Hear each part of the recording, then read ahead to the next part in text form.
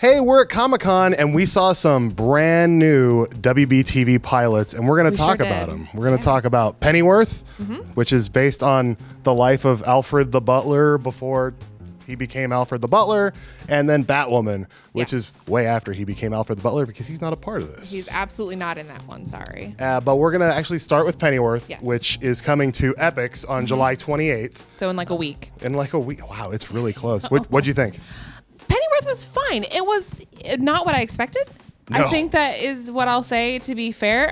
It kind of feels like the most British DC TV show you'll ever possibly see. It feels like the most British TV show you'll ever possibly see. There's basically, within 5 minutes of like the big villain, I won't spoil anything or anything, obviously, but it feels like they were trying to hit like a bingo card of British stereotypes that just like they're checking off a list and it just keeps going. It never stops. Oh my God. I loved how aggressively British this show is. Yes. It doesn't care that it's airing on American television. No.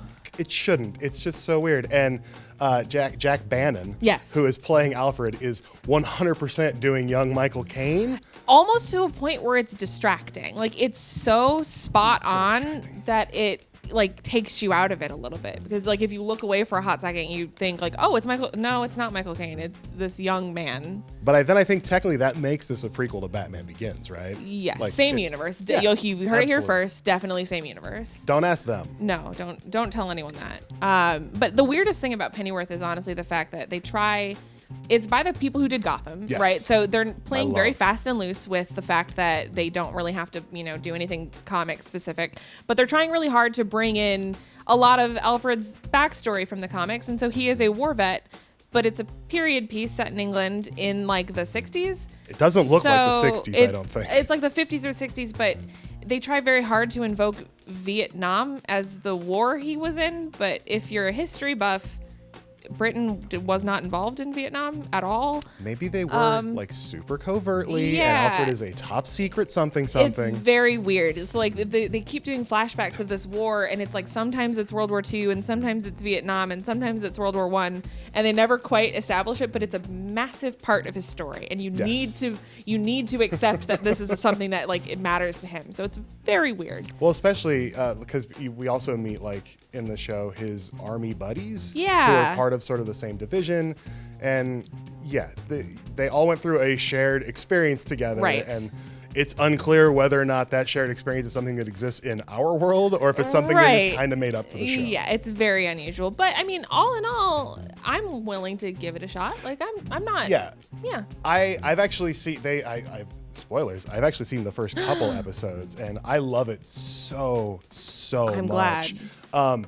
It doesn't need to be an Alfred show. There doesn't really it's a British period like spy drama. Yeah. There doesn't need to be any connection to the Batman universe.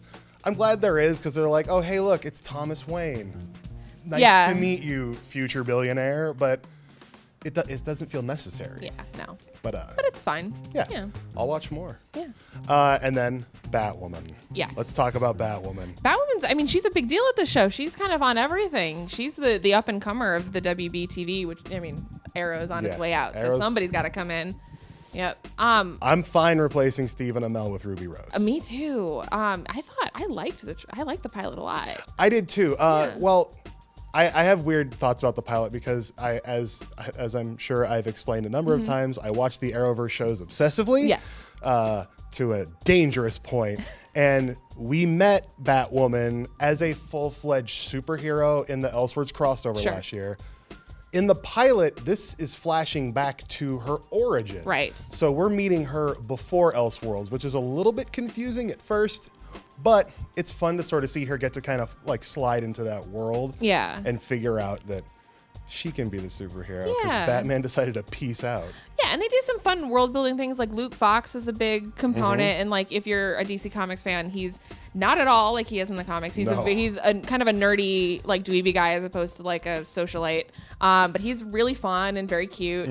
They do kind of a weird thing where Ruby Rose figures out Batman's secret identity in like with zero effort, which makes me wonder about this. Batman was bad at keeping his secrets. He was not good at it, and especially in the Arrowverse, like not good.